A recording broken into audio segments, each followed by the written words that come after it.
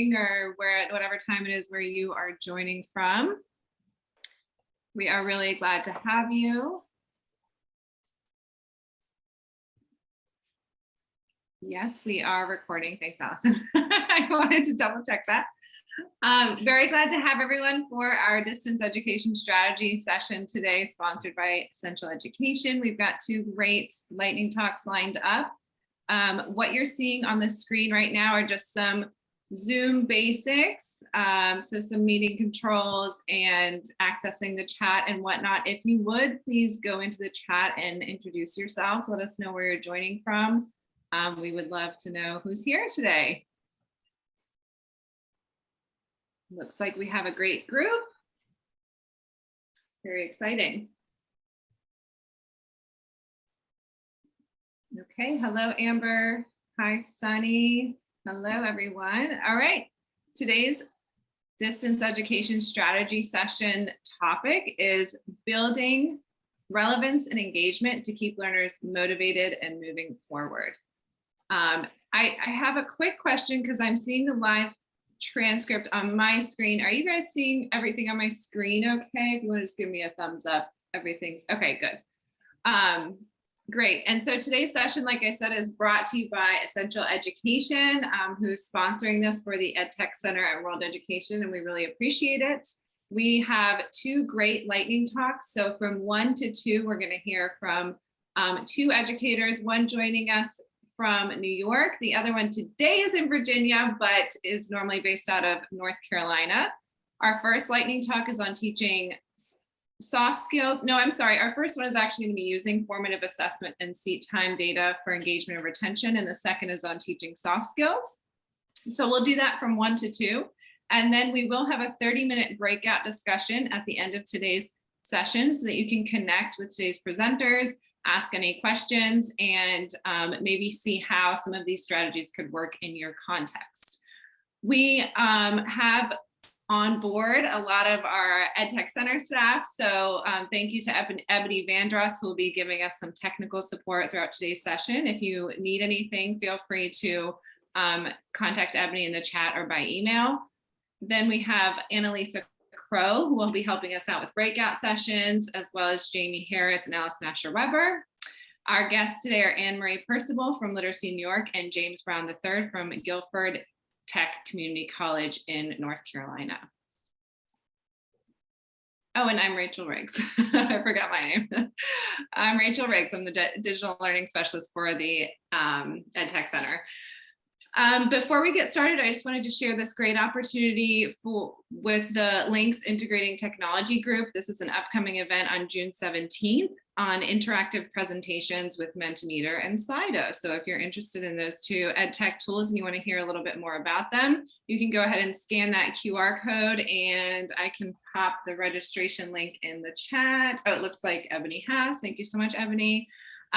So you can register for that on June 17th, and we will be sharing the slides and the recording at the end of today's session with all of the attendees. So you will be able to register later if you want to do that. And I'm going to hand it over to Jason Gard from Essential Education.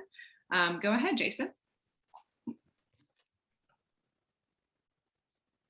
Thank you so much. I just started my 5-minute timer because I am a mindful sponsor, doesn't want to overstay their welcome.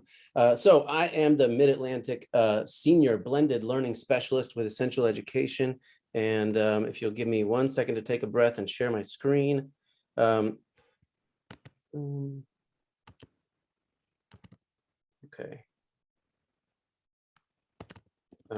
Almost there. Okay, that's not it. Great, perfect. So we are looking at the same slides again, back where we started. Excellent. So I am the Mid-Atlantic rep, but I've been with Essential Education for 10 years. And a lot of you know us as online learning specialists, but we also have print material for high school equivalency and adult basic ed. If you check out this list, we really expanded from our starting point, which was just GED Academy 20 years ago, to include a lot more resources for adult basic ed. So that means Tabe prep, CASAS prep, second grade reading level and up. And really, we focus on trying to revolutionize and the experience of online learning and make it as intuitive as possible for the student and for the teacher both. We've also branched out to include workforce readiness, digital literacy, financial literacy, and career planning. College readiness is on this list. That is Compass and Accuplacer prep to make sure your students don't get stuck in the developmental ed classes in community college. We also have professional development courses that are deep dives into the hot topics in the field of adult ed. Now, one thing I want to point out is that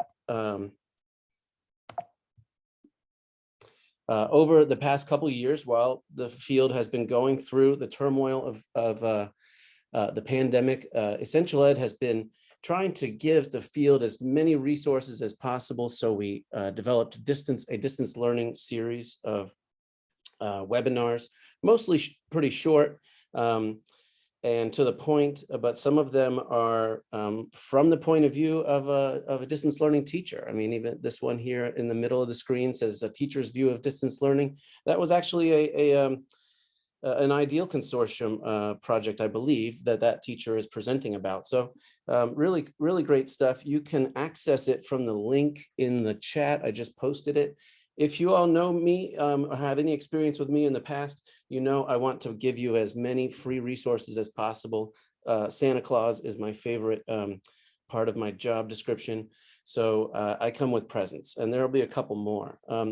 Now, aside from resources for teachers, professional development, we also really have made our name by making our adaptive online learning experience as intuitive as possible. And that makes sure that your students achieve mastery in short order and that they are really compelled to and engaged and motivated to keep studying and moving forward, whether they're pure distance learners who are self-directed or if they really need to lean on their teachers. So really, the facilitator is key in the whole equation. That's why we've created our Mastery Learning Guide, which is my favorite primer for basically the down and dirty for how to facilitate online learning and individualized instruction. Like you see on my little banner behind me, individualized learning is one of the most important components of our whole strategy. So an adaptive learning engine individualizes instruction. And we have just, let me get this off the screen. Okay, good. Oh, whoops, let me go back one. We have just partnered with DRC to integrate the Tabe 1112 IPR data, that's the individual profile report data, into the students' reports. So teachers have both the formative assessment data from our system, but also the summative assessment data on one screen in your report, so you can really make on-the-spot decisions about how to conduct your instruction, where to do remediation, and that is really a pioneering partnership with DRC. But we also have lots to offer for CASAS prep users, so I just want to point out, that I am at my 5-minute time limit, but I just want to point out one last link to assist all the other folks out there, maybe if you don't use Tabe. Let me see, we're going to go Alt-Tab, Escape, Alt-Tab, and now we're back. And one last link for you. Our new distance learning guide, it was created just recently, but it took a year or so, and it builds on the World Ed's hard work on the Ideal Consortium's what is it? It's the Manual of Distance Education. I hope I'm saying that right. And I'm going to put that in the chat so you can get your copy as fast as possible. And thanks again. I have talked breathlessly, and now I'm going to go and hand over to the experts. Sorry, I've got somebody jumping in the background here.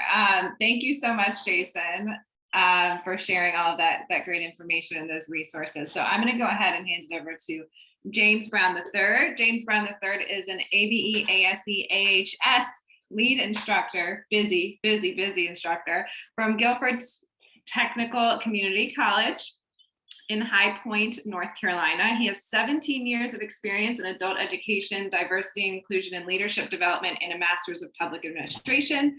And today we are so lucky that he will be sharing his strategies on how to use formative assessment and seat time data and how that is instrumental for engagement and retention. So we're very excited to have him. And I do want to say, if you have questions, drop them in the chat. I'll keep track. We'll have a Q&A, but we'll have the breakout discussions too. So there'll be plenty of time for you to chat directly with James.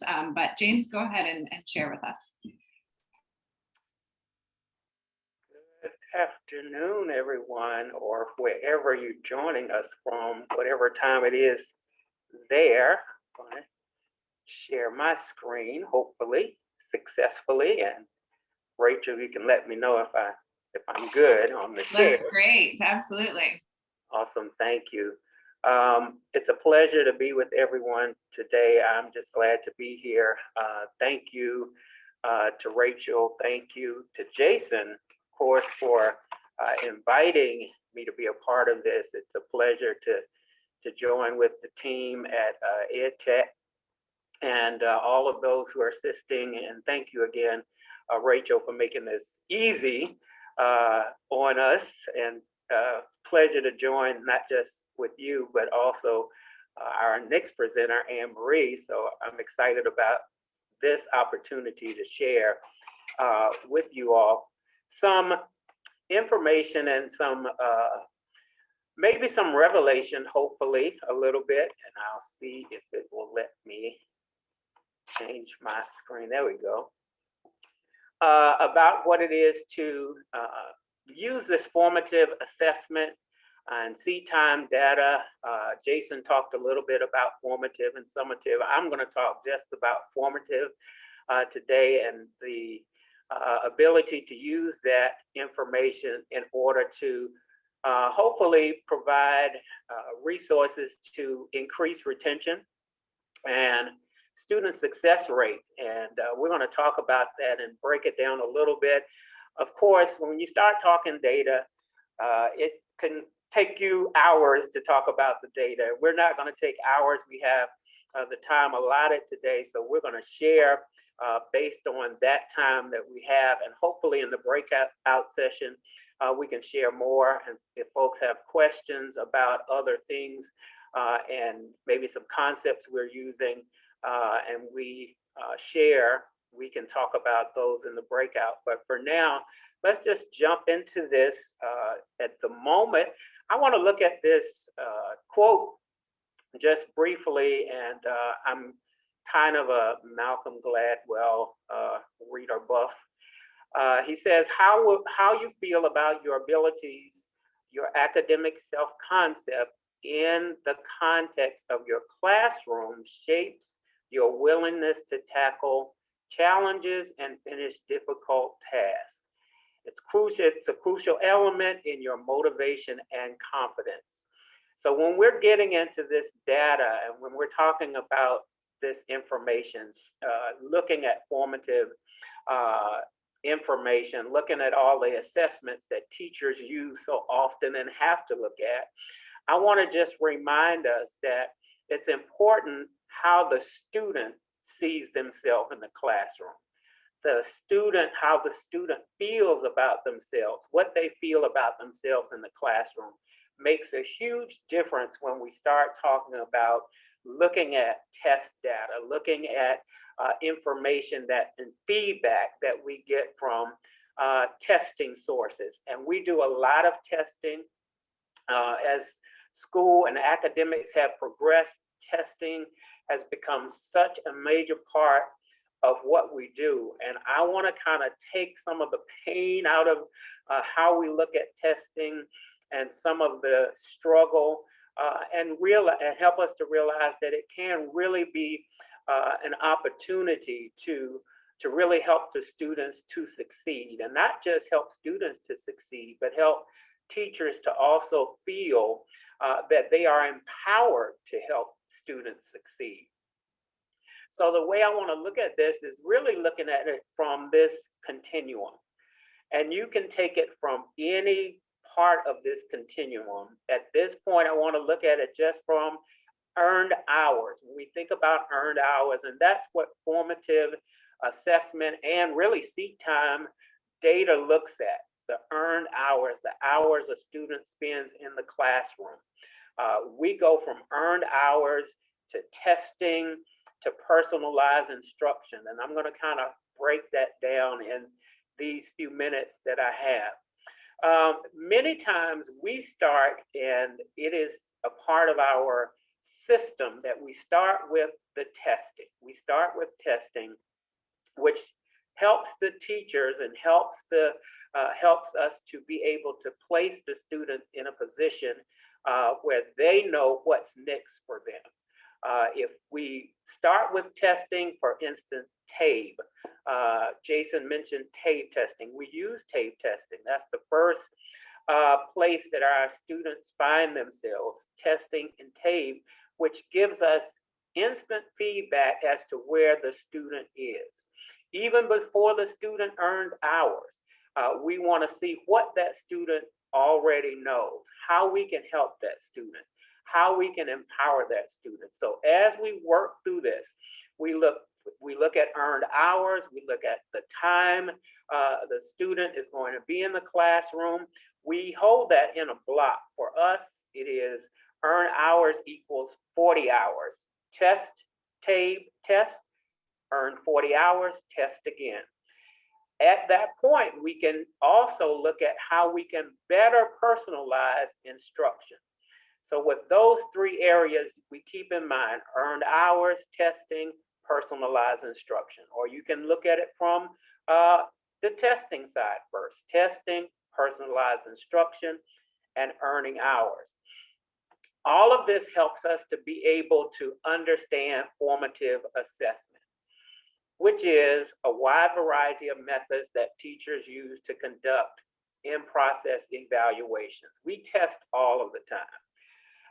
And one of the things I want to talk about, even as we get towards the end of my lightning talk, is the fact of teaching to test versus teaching based on what the needs of the students are. So many times you hear negatives about teaching to test. Are we just teaching to test? Well, I want to kind of break that down, how that works, because we're not just teaching based on a test, but teachers conduct in-process evaluations all of the time for students in order to understand what they are comprehending. That's what we do at the beginning of receiving a student in our adult education program. Kind of a little bit about what I do in that is we do adult education. I teach an adult education. I tell my students all the time, I teach adult ed because I want to teach adult ed. It is on purpose. I love working with those who, thank you, yes, I love working with those who are adults, who many times are there because they want to be there. But when we test these adults, when we look at their assessments, we're getting to the place where we want to find out what their learning needs are, what our process is going to be for helping these students to attain the goals that they have set for themselves. In our case, many times it's a GED. It's completing a GED. It's continuing, being able to get into a continuing ed situation where they can go into curriculum. So we look at this, we look at the lesson, we look at the units, we look at the courses from the place of the assessment. Some examples, and I'm going to try to just slow down a little bit and look at a couple of examples we have here. When we look at these examples, and I know you may look at it and say, oh, I just see a bunch of words and a bunch of numbers. But what it is for many of us, many times, is a snapshot as to where the student is and how we can better serve the student. Our job is to serve the students. And when we look at this Tabe Assessment. This is a Tabe Assessment you have on the left-hand side. The Tabe Assessment allows us to look at the student, and if you look at the bottom of it, you can see where the student has non-proficiencies or partial proficiency or have gained proficiency in a certain area.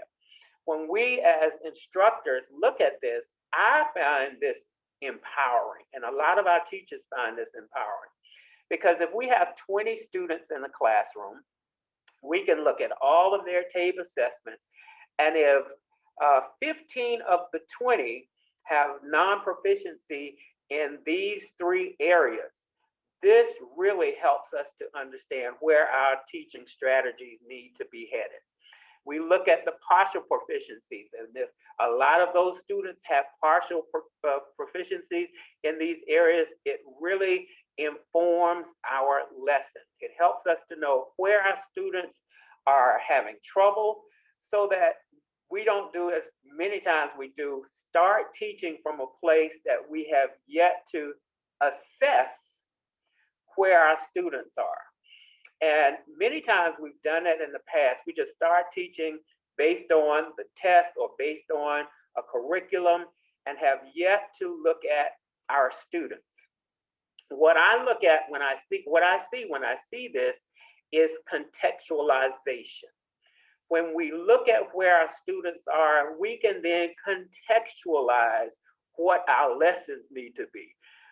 For many of us, we teach and we are trained to teach and now present lessons based on contextualization, meaning we want our students to kind of see the world. We don't want them to just see the lesson. How do they see themselves in the lesson?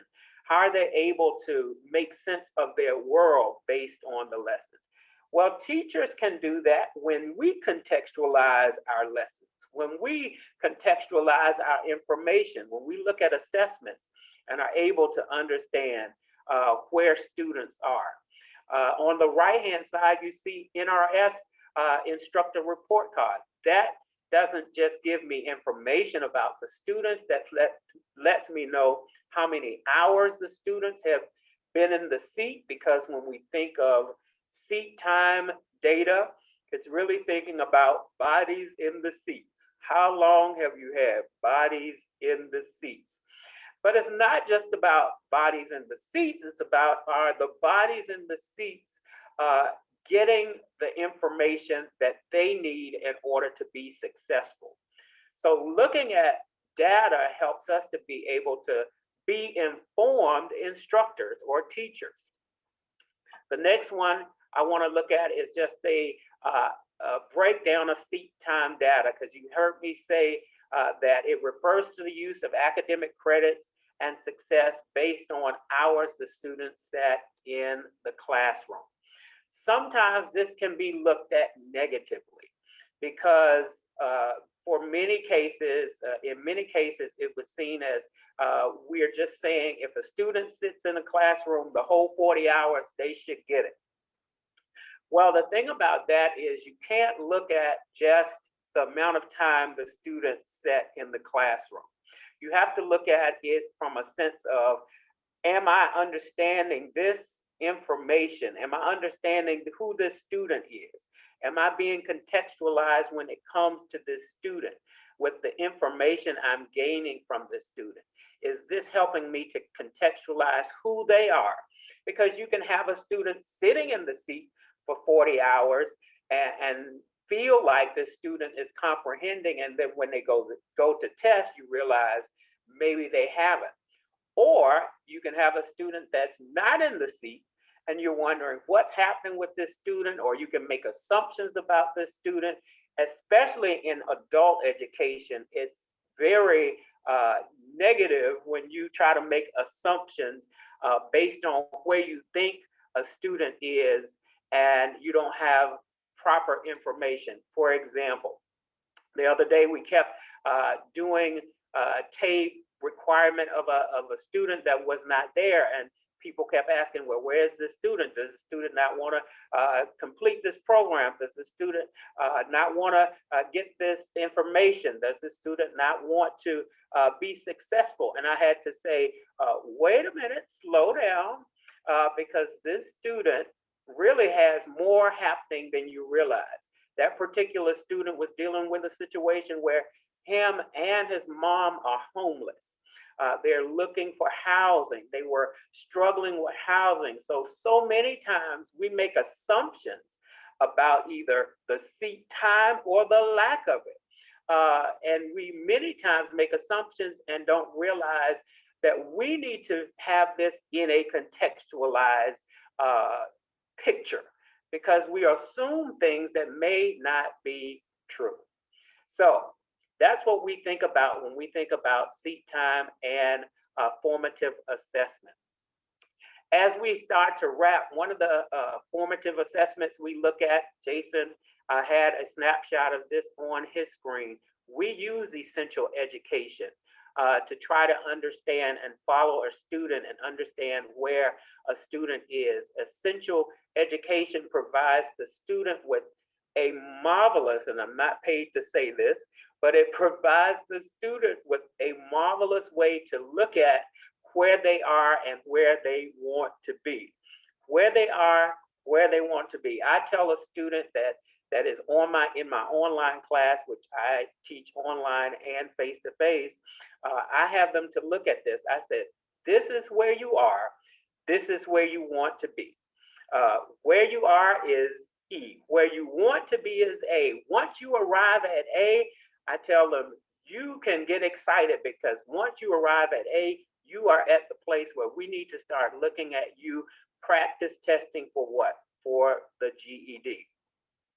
So that moves us to the next level. It moves us to where student is getting ready for their GED. We provide practice test assessments for the GED, so a student can practice test and see where they are in order to know what they need to do in order to move forward in reaching their goal.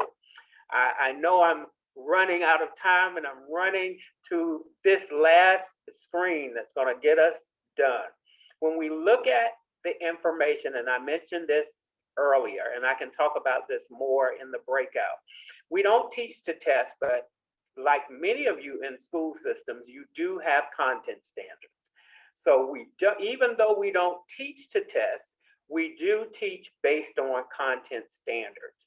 The test becomes then our feedback, and the feedback allows us to provide focused instruction.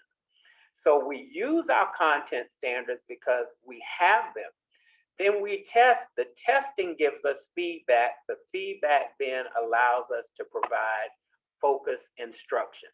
When I say content standards for us, it is the NC, the North Carolina content standards. We look at those content standards from the NC community colleges. And so this helps us to move forward and to help students to realize their goals. Any questions?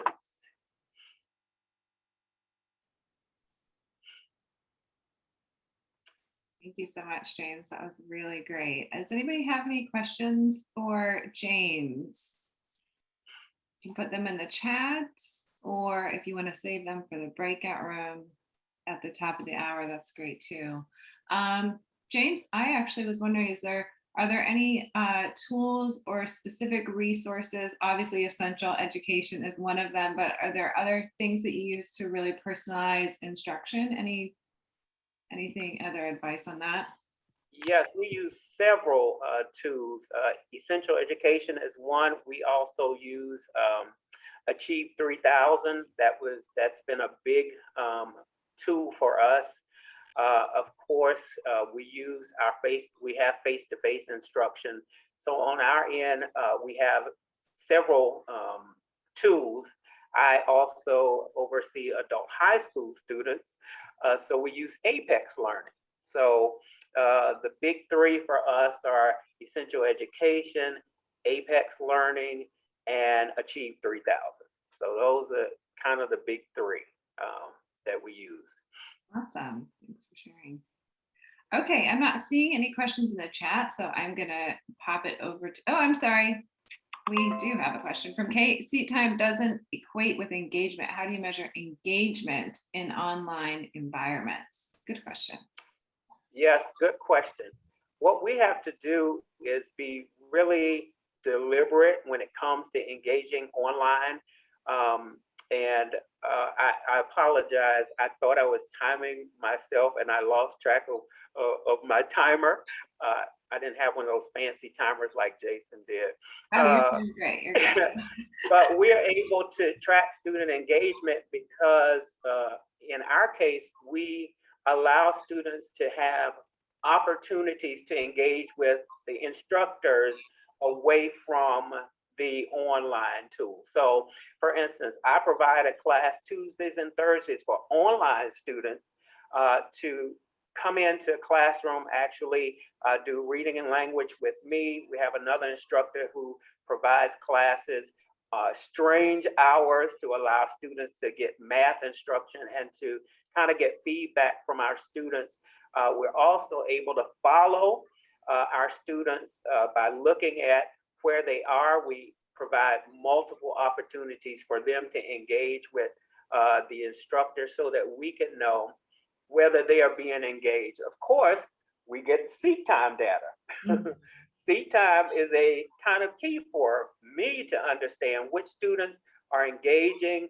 I'll have students who may complete 6 hours in a week that need to complete 10, or I'll have a student that completes 6 hours in a day and will complete 40 in a week. So it just goes the gamut. But looking at that, pulling those seat time reports, that time report allows us to know which students are being engaged and how we can better engage them.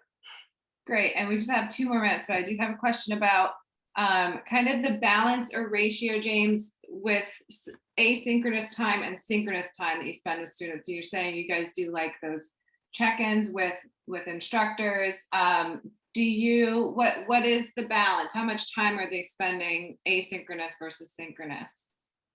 Actually, for us, it ranges. It's kind of between like, for instance, my classes for my online students, my check-in classes are an hour and a half or on Tuesdays and Thursdays. Same with the math instructor.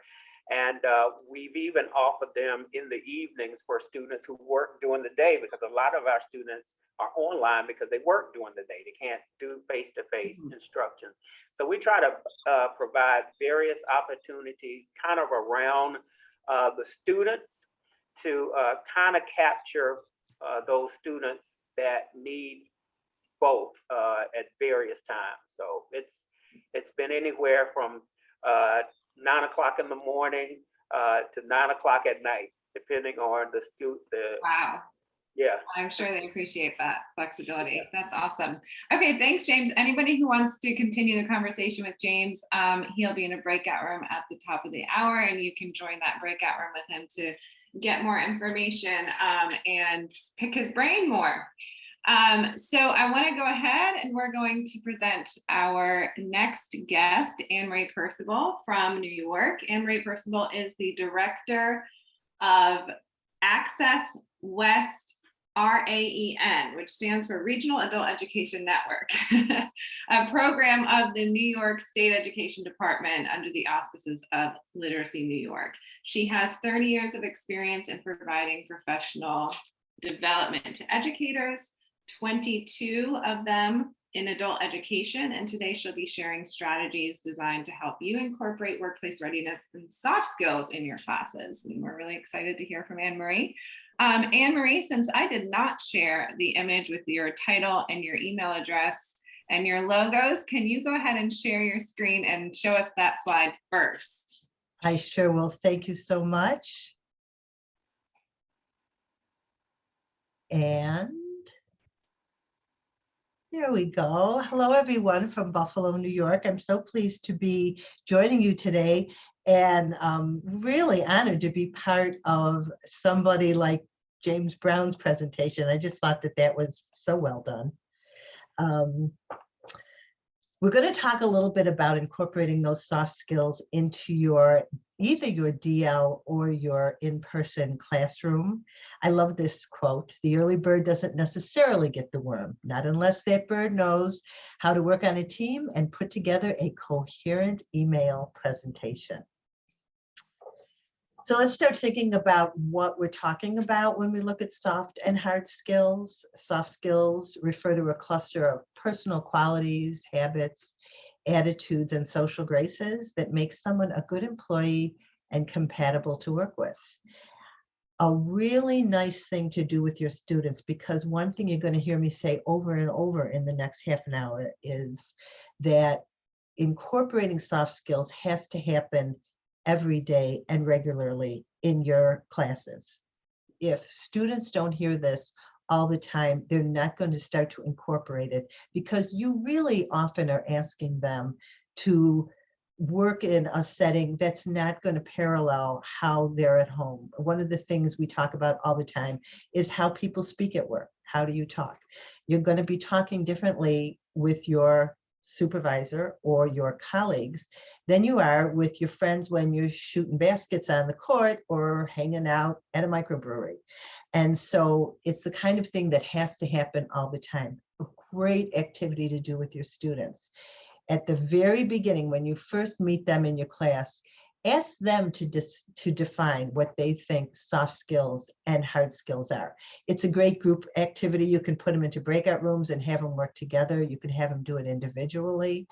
And then you can talk about that, discuss what they've identified, why that works, see which things maybe need to be redefined from one column to the other. And then the best follow-up is whatever, 6 weeks later, 8 weeks later, have them do it again and see how they now understand the difference and they're getting better at identifying those skills in their own selves. If you look at some of the data, soft skills, communication skills, leadership and teamwork, critical thinking and problem solving, managing multiple projects, these are all skills that managers feel are lacking often when they interview people or when they start them on a job. And these are the kinds of skills that what you do in your classroom every time you're with those students in an academic setting, you can give them practice in all of these skills and you can remind them of the importance of these skills. And we're going to see how you can do that. Again, I know I say it often in this presentation, but it's so important. It can't be occasional. It has to be something that you're often doing in your classroom. And you have to explicitly teach students what these skills are. Often people think that communication, well, if you're good at chatting with people, that's communication. That's not what we're talking about in terms of office skills, as you all know, as what we know in terms of a workplace skill. And so you're going to practice that with your students all the time. You're going to give them opportunities to lead a program, to do some peer sharing.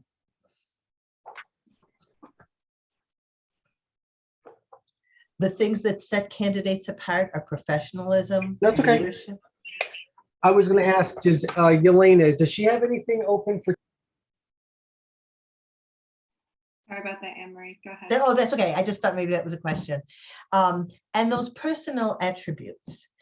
Make sure that your students work with these words. Do they understand what these words mean? Do they see the difference between communication in a social setting and in a workplace setting?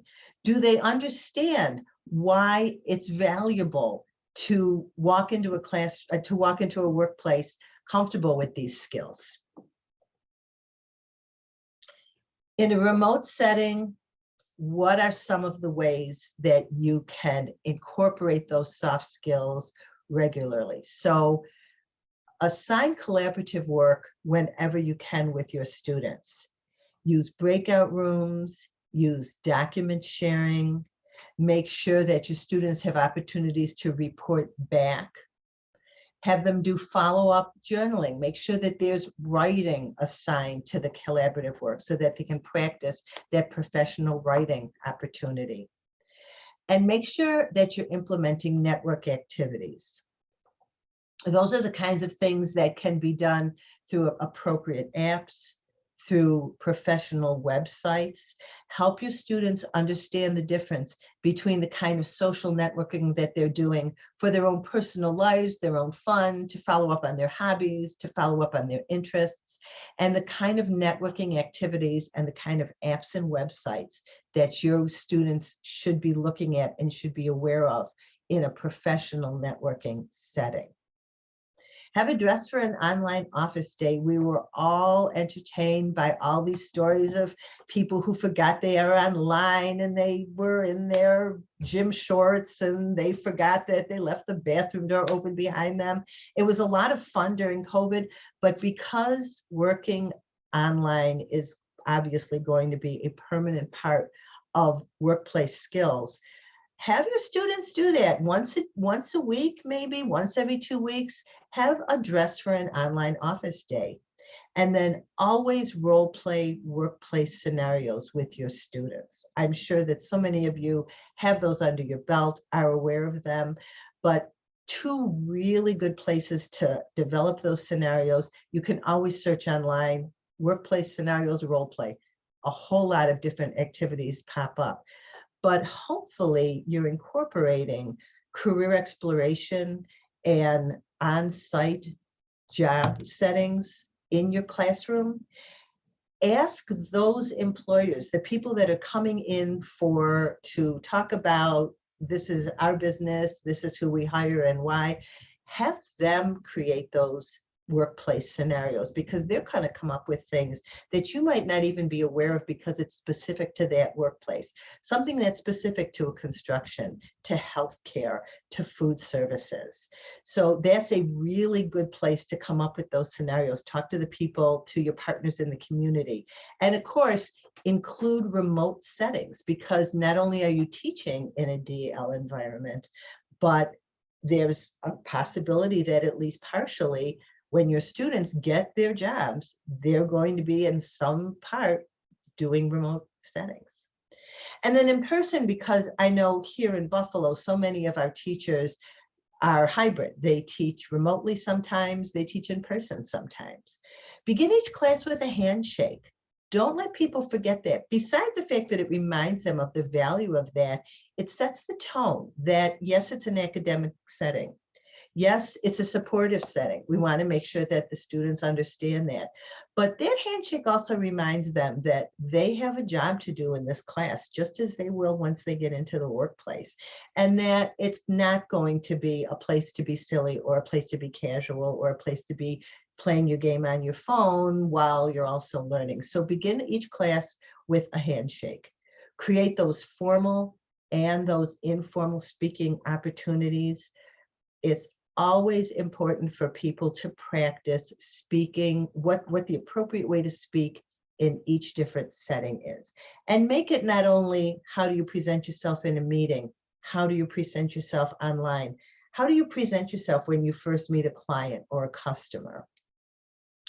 Utilize study groups in person, and of course you can also do that in a remote setting. You can use breakout groups, you can use document sharing, but utilize study groups. That's such a great opportunity for people to realize the different work that's involved in a workplace and to prioritize punctuality and attendance.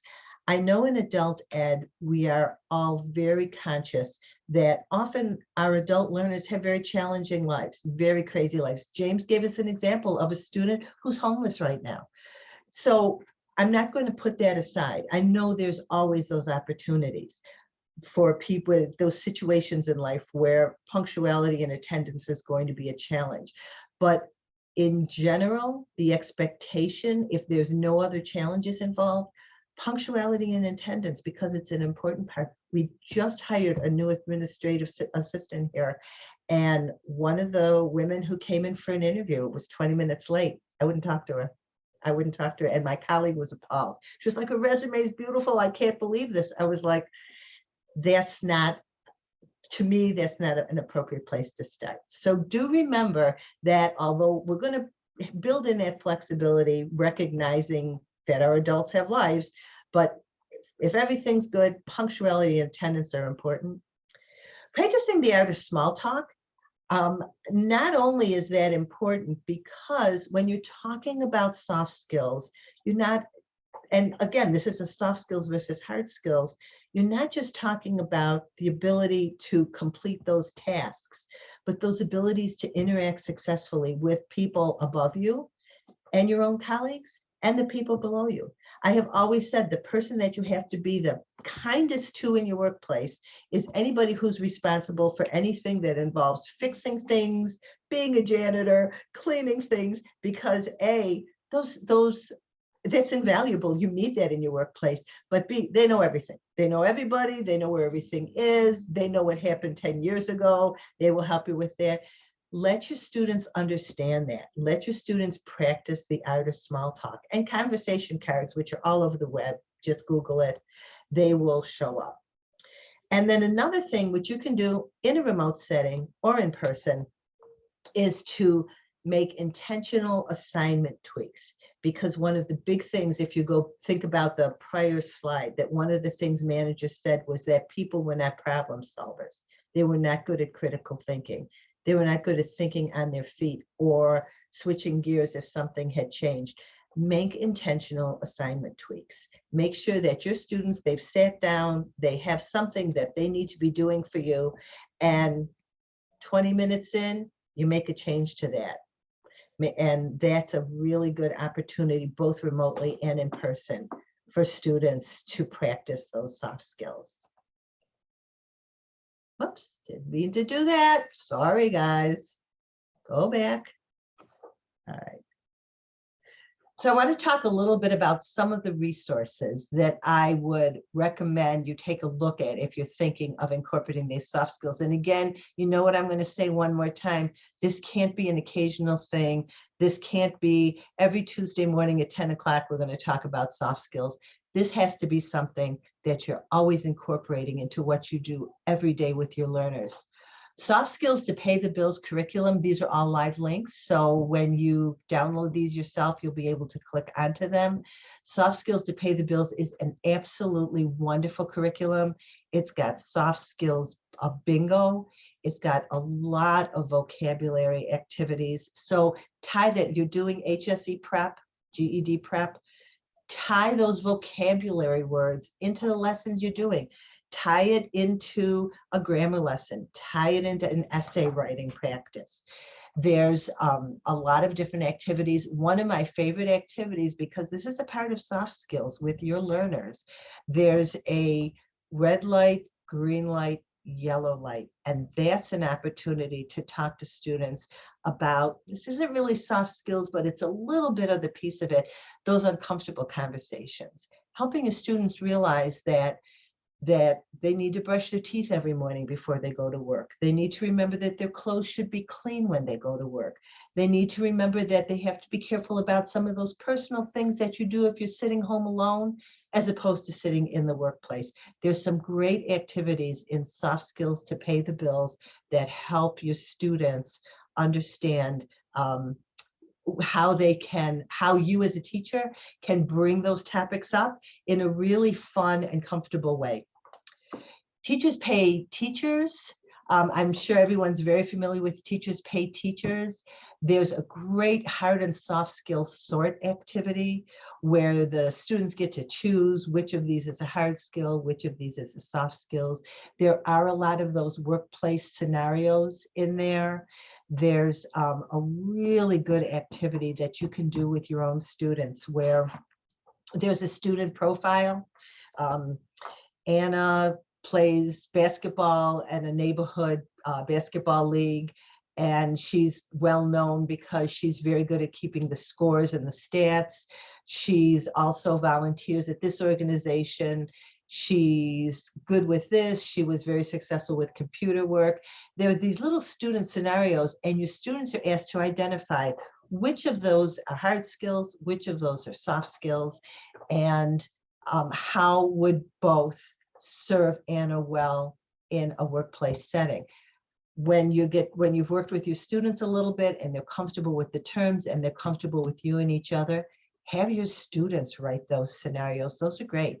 They're writing anonymous scenarios, but you know they're writing their own situations down, and it'll help them see what soft skills they already have and what soft skills they're going to want to develop a little more. And you're going to be able to use that to continue to customize how you're presenting soft skills in your classroom.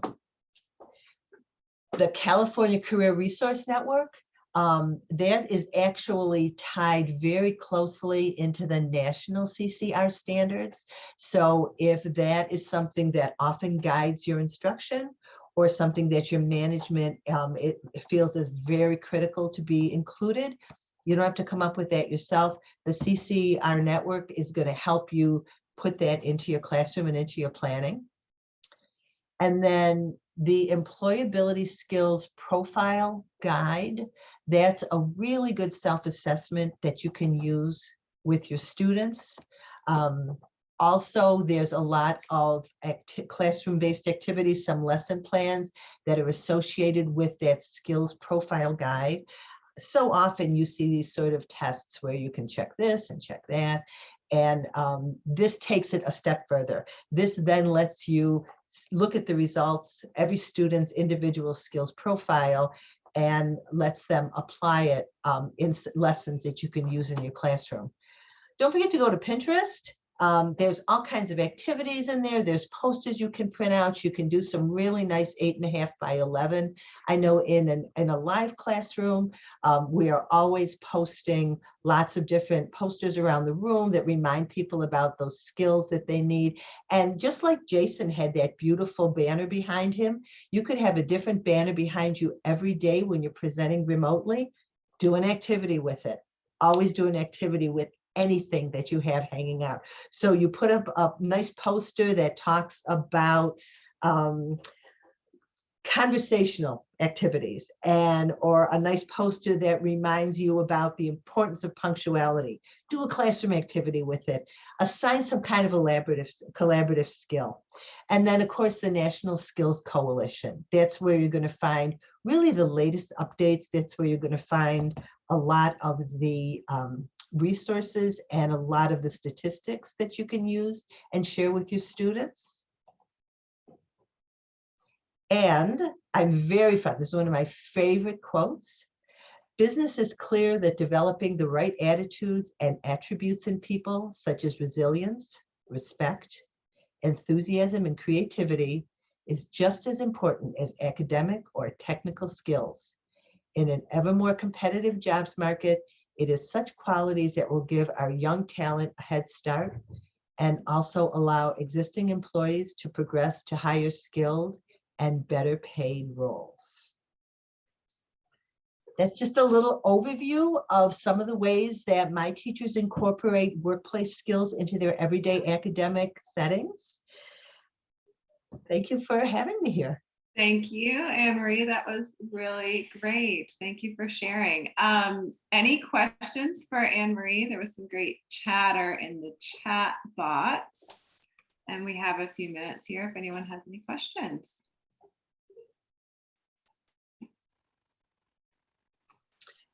When we go to the breakout rooms, I do have a handout and an example of some activities that we're going to practice that you can use with your own students. So if you're interested in that, please join me in the breakout room. Yeah, absolutely. Okay, going once. I do have a question, Anne-Marie. Yes. I always have questions. I'm wondering a little bit about when we talk about soft skills, you know, there are some cultural situations that could get a little sticky, right? Some cultural differences that we have to be aware of. I'm wondering if you've ever, you know, faced any challenges or if you have certain strategies or resources used to make sure you're being sensitive to other cultures. We do. And the way that we address that is as a group of educators. I'm lucky because all of my programs have very diverse teaching teams, diverse in backgrounds, in experience, in culture. And so that's where we bring those questions. I'm certainly not going to attempt to answer a question about somebody who's had a very different background than I have. And so we do bring those questions back to our teachers. I know a lot of what we do, though, is we do use some of those resources to use the statistics that the professional community relies on, so that when somebody said, well, you know, the workplace that I'm looking at, I don't think they're going to care. That may be true, but we want you to be aware of the professional community. The majority opinion is this. So we use both data to support some of the skills that we're trying to do, but we also always make sure that we have the input of people who have a good handle on the different communities we serve. Yeah, that's great. And I was kind of wondering that too, about different work contexts. In addition to the data around, you know, these different workplaces and the soft skills and how they might look differently in different workplaces, is the data what you go to? Are there other sources that you tap on to kind of know how the context will vary? We do. Again, we do always start with the data, but because we have such a strong network of community providers, and because we're actually lucky enough that a lot of the businesses that we partner with in the community, actually, they are actively planning on hiring our students at some point. We go to them, so they'll come in, and one of the interesting things that we do, when we've actually always done it remotely, and now we can start to even do it in person, is we have the different businesses talk about what their expectations are. And that's really a nice activity for the students, so that they understand that different workplace, that we're exposing them to these different skills. We want them to be aware of that, but that different businesses have different opportunities. And we have had students who said, I would never be comfortable in that business's environment, and that's valid. Yeah. Okay. And then Jason also added, any experience with badges for benchmarking? Essential Ed's workplace soft skills course just started using Credly for badgification on top of certificates of completion. And that was his tiny plug. Also a question to you. It was indeed. Actually, with the programs I work with, that's a new concept to us. I know it's been around a long time, but I don't know. It must be all the snow we get in Buffalo. It takes a little while to get there. But we are, and at a board meeting, we have started having people come in to work with us to help us understand the concept of badges and how we can use them. So that is actually rather new to us. Yeah. And there was a really good question that popped up. From Lama, yeah. Yes. Have business partners that provide training opportunities. Absolutely. Absolutely. We are so lucky that we do. And what we are doing now is we actually have classroom partners, so that the academic instruction that our teachers are giving are specific to a certain career path. Right. So the math that we're doing, if they're going into food service, it relates to the kind of numbers that they're going to be seeing. Some of the science that we're doing, if they're going into construction, or if they're going into housekeeping, some of the science that we do, it relates specifically to that career. So we actually have teaching teams where there's an academic piece. Oh, Anne-Marie, I want to pause you there. I want to pause you there because this sounds like it's going in a very interesting direction. I want to leave them with a cliffhanger for the breakout rooms. All right, that sounds great. I want you to keep sharing that in the breakout room, but I do want to make an important announcement before we go into breakout rooms. We will start those at the top of the hour, but the distance ed strategy sessions are going on summer vacation. So we have some other really exciting events on the same days and at the same times that we want to share with you guys. On June 10th, there is a webinar on becoming trauma-informed in adult education. Again, these are all on second Friday at 1 p.m. Eastern, the same times as the distance ed strategy sessions in June, July, and August. So we'll have that webinar in June that we hope you'll attend. And then we have a 2-part series in July and August called Experimenting with Edtech. And I told everybody this week, I was like, this doesn't feel like work. Why are you letting me do this? It sounds too fun. But I'm basically just going to be in those Zoom rooms with a list of EdTech tools I want to explore. And I'm hoping people will bring some of the tools and strategies they want to try out and explore. And we're just going to play together and experiment together. So that will be in July and August. And you can go to edtech.worlded.org/events to keep a tab on other events that might be popping up. The June event does not have registration yet, so keep an eye also on our social media or newsletters if you want to join that event, and we'll be sharing the registration soon. And on the EdTech events page, we'll put it there too. Okay, great. So this was awesome. Thank you everyone for coming. We have the breakout sessions are going to start now. So you'll be able to choose the breakout room that you want to go into. We'll have Anne-Marie and Allison in breakout room 1 and James and Jamie Harris in breakout room 2. And let's see if we can choose now. Oh, did I do that? Or did somebody else do that? Oh, that was me. Okay. That was the breakout room slide. Okay, perfect. All right, looks like they are open. Yes, so if you go down to the breakout rooms button